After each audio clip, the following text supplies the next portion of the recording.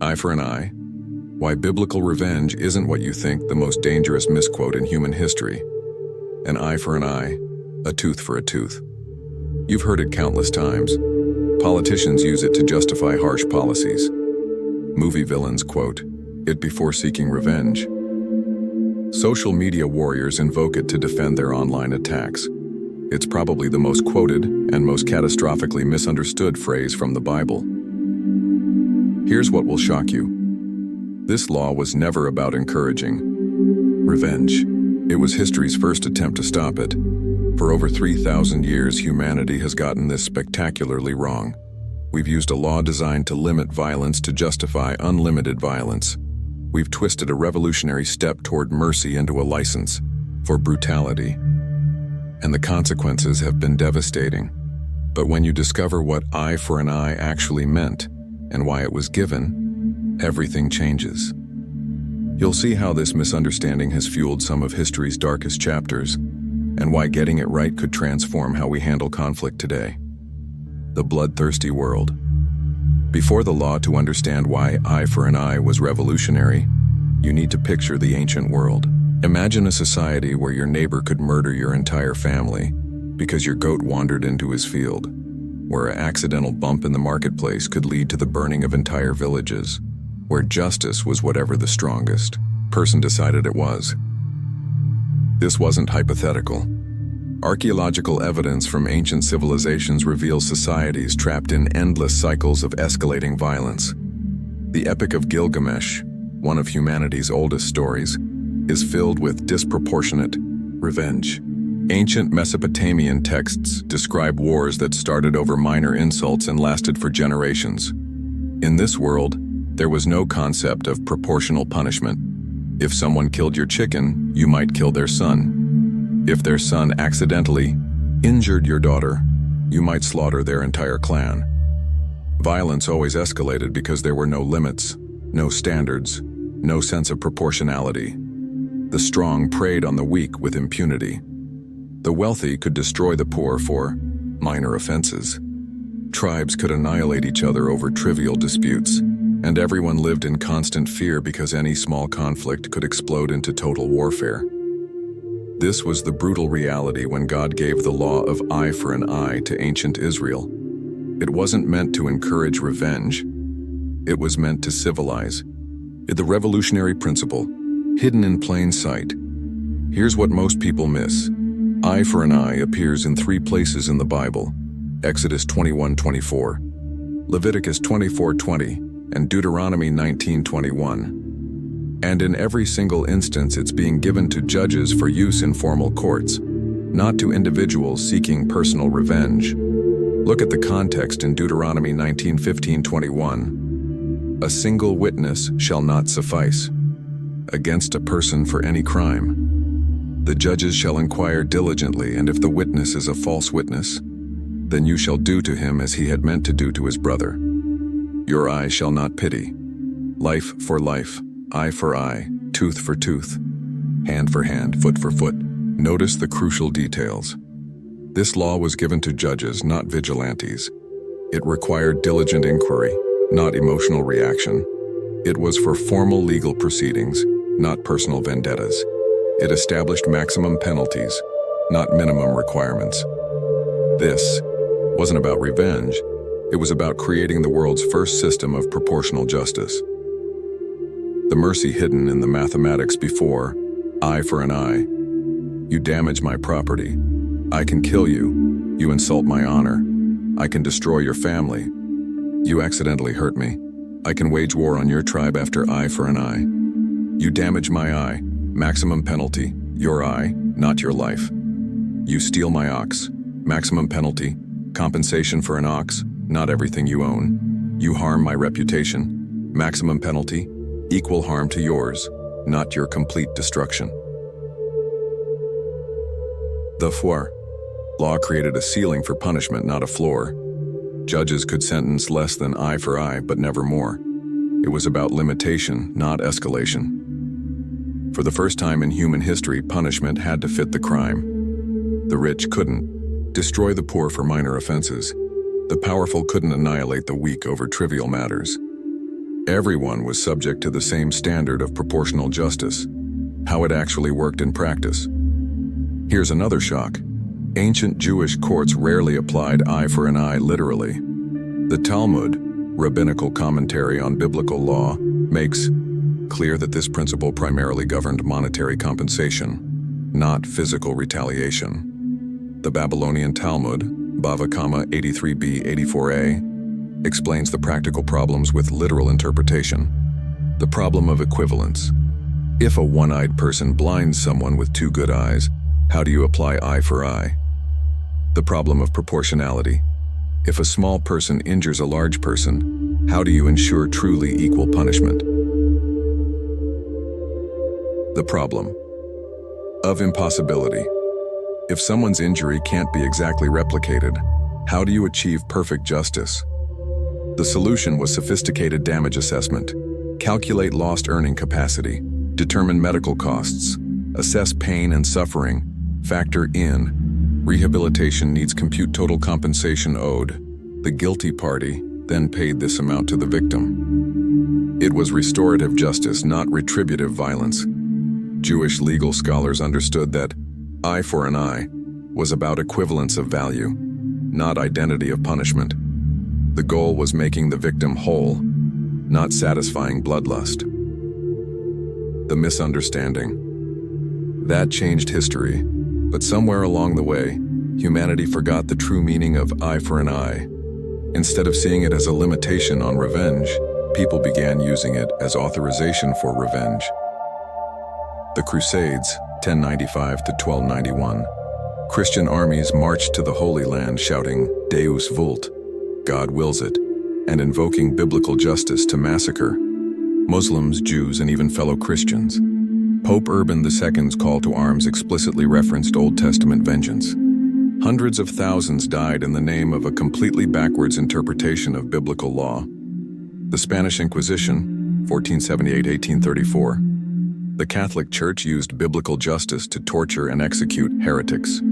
Auto da fe ceremonies were justified as applying God's law of proportional punishment. Over 300,000 people were prosecuted, with thousands executed, based on a fundamental misunderstanding of biblical justice. American frontier justice, 1800s. Vigilante groups across the American West invoked eye for an eye to justify lynchings, shootouts, and mob violence. The phrase appeared in countless newspaper editorials defending extrajudicial killings. What was meant to establish formal courts was used to bypass them entirely. Modern terrorism. From the IRA to Al-Qaeda to domestic extremists, terrorist groups have consistently invoked biblical justice to justify attacks on civilians. The 9/11 attacks were explicitly framed by their perpetrators as proportional response to American foreign policy, a grotesque distortion of proportional justice principles. Jesus and the ultimate revolution. Then came Jesus, 1,500 years after. Moses with words that seemed to overturn everything. You have heard that it was said, an eye for an eye and a tooth for a tooth. But I say to you, do not resist the one who is evil. But if anyone slaps you on the right cheek, turn to him the other also. And if anyone would sue you and take your tunic, let him have your cloak as well. And if anyone forces you to go 1 mile, go with him 2 miles. Matthew 5:38-41. Was Jesus contradicting Moses? Absolutely not. He was completing the evolution of human justice. Stage 1, unlimited revenge. You hurt me, I'll destroy you and everyone you love. Stage 2, limited justice. You hurt me, punishment is proportional and decided by courts. Stage 3, transformative, forgiveness. You hurt me, I choose to forgive and restore. Jesus wasn't abolishing justice. He was offering something beyond justice for personal relationships. The progression from unlimited revenge to limited justice to unlimited forgiveness represents humanity's greatest moral evolution. The critical distinction, public versus private.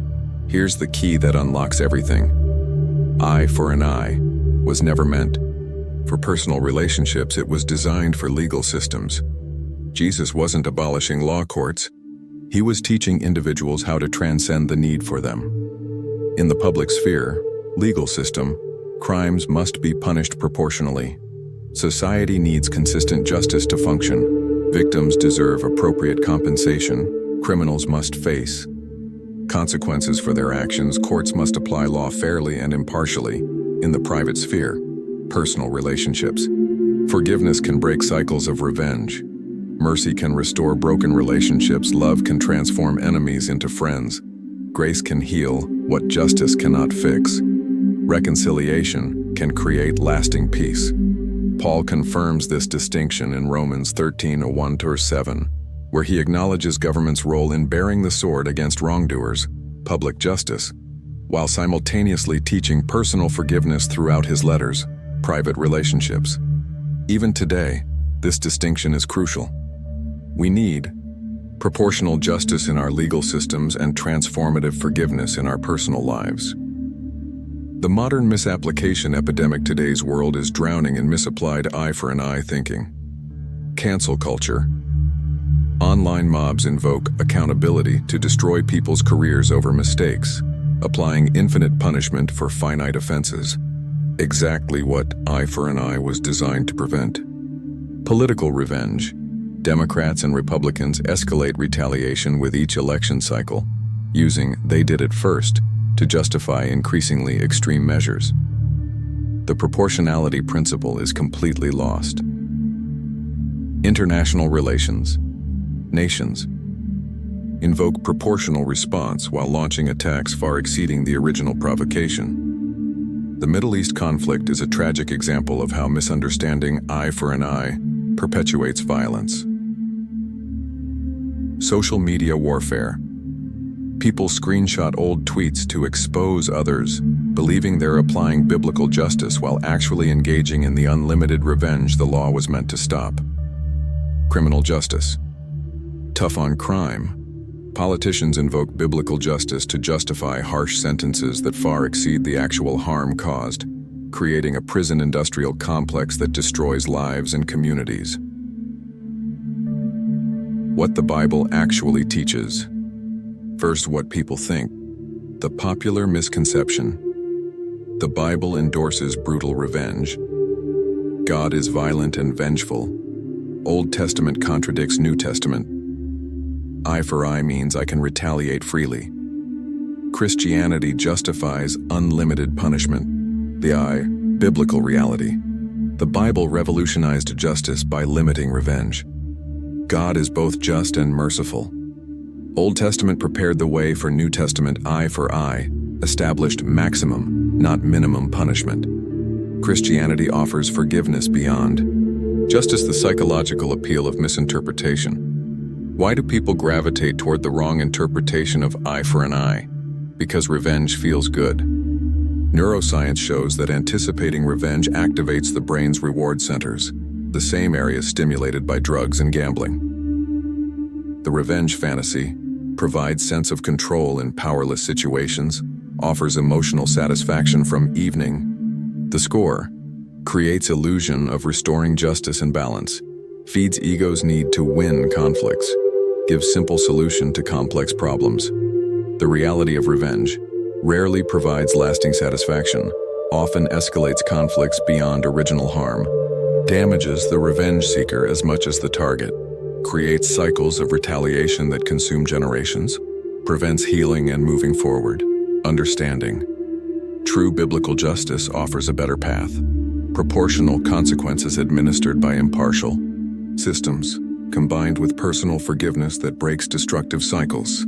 The global impact of getting it right. Imagine a world where eye for an eye was properly understood. Criminal justice reform. Sentences would be proportional to actual harm caused.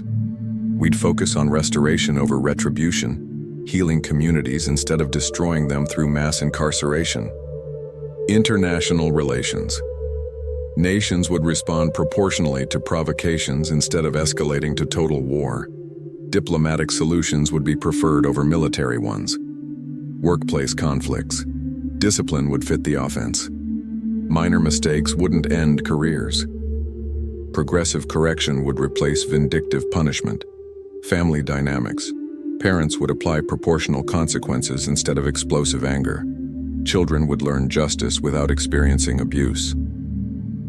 Social media, online accountability would be proportional to actual harm caused. People would focus on education and restoration rather than destruction. Political discourse. Policy disagreements wouldn't become personal vendettas. Opposition wouldn't mean enemy.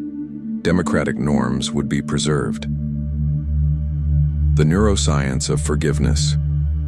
Versus revenge, modern brain research reveals why Jesus' teaching about forgiveness is so powerful. Revenge pathways activates amygdala, fear, anger center, increases cortisol, stress hormone, triggers fight or flight responses, creates addiction-like. Craving for more revenge impairs prefrontal cortex, rational thinking. Forgiveness pathways activates prefrontal cortex, wisdom center, increases oxytocin, bonding hormone, reduces cortisol and inflammatory markers, improves cardiovascular health, enhances overall life satisfaction. Studies show that people who practice forgiveness live longer, have better relationships, experience less depression, and report higher life satisfaction. The biblical progression from revenge to justice to forgiveness isn't just morally superior, it's neurologically healthier. Practical applications for the 21st century in legal systems: implement restorative justice programs, focus on victim compensation, over prisoner punishment, apply proportional sentencing guidelines, emphasize rehabilitation over retribution, create specialized courts for different types of harm in personal relationships, practice graduated responses to conflict, seek understanding. Before seeking vindication, choose restoration over retaliation, apply consequences proportional to actual harm, prioritize relationship preservation when possible. In organizations, develop progressive discipline policies, focus on behavior correction, over punishment. Create mediation processes for conflicts, emphasize learning from mistakes. Build cultures of accountability without fear in parenting. Use natural consequences related to the misbehavior. Avoid punishment that exceeds the offense. Teach children about proportionality and fairness. Model forgiveness while maintaining boundaries. Help kids understand the difference between justice and revenge. In community building, create conflict resolution mechanisms. Focus on healing relationships over winning arguments. Develop restorative practices for community harm. Emphasize shared values over individual grievances. Build bridges instead of walls. The transformation that awaits. When you truly understand eye for an eye, everything changes. Personal transformation. You're freed from the burden of perfect revenge. You can choose proportional responses to offenses. You're empowered to forgive without being weak. You can break generational cycles of retaliation. You experience the peace that comes from letting go. Relational transformation. Conflicts can be resolved instead of perpetuated. Relationships can be restored instead of destroyed. Trust can be rebuilt instead of permanently broken. Love can overcome hurt instead of being consumed by it. Communication can replace retaliation. Social transformation. Communities can heal instead of fragment. Justice can be restorative instead of purely punitive. Society can progress instead of stagnate in cycles. Peace can be built instead of constantly threatened. Hope can flourish instead of being crushed by endless revenge. The choice before us. Every time you're wronged, you face three options: unlimited revenge, the way of the ancient world; proportional justice, the way of eye for an eye; transformative forgiveness, the way of Jesus. The choice reveals what kind of person you want to be and what kind of world you want to create. Unlimited revenge perpetuates cycles of violence, escalates conflicts, and destroys relationships. It's the way of darkness, chaos, and ultimately, mutual destruction. Proportional justice brings order, fairness, and stability. It protects society, compensates victims, and holds wrongdoers accountable without destroying them. It's the foundation of civilization. Transformative forgiveness breaks cycles, heals relationships, and creates possibilities for redemption. It's the highest expression of human potential and divine love. All three have their place. Sometimes we need justice. Sometimes we need forgiveness, but we never need unlimited revenge. The revolutionary truth. Eye for an eye was never about revenge. It was about limiting revenge and establishing proportional justice. It was one of humanity's greatest moral advances, moving us from chaos to order, from unlimited violence to measured justice. Jesus didn't abolish this justice. He transcended it. He showed us that beyond justice lies something even more powerful, the forgiveness that heals what justice cannot fix. This isn't weakness. It's the ultimate strength. This isn't naivety. It's the deepest wisdom. This isn't surrender. It's the greatest victory. Because in the end, as Gandhi observed, if we all live by eye for an eye, the whole world goes blind. But if we understand the true progression, from unlimited revenge to proportional justice to transformative forgiveness, we can be part of humanity's greatest revolution. The revolution that began with limiting violence and culminates in eliminating it through love. The Bible isn't a manual for revenge. It's humanity's guide to evolving beyond revenge entirely. And that evolution continues through people like you, who choose to understand correctly, live authentically, and love completely. The next time someone wrongs you, remember, you can be part of the oldest and most powerful revolution in human history. The revolution that started with eye for an eye and leads to love your enemies. That's where true power lies. That's where real victory is found. That's where ultimate freedom awaits.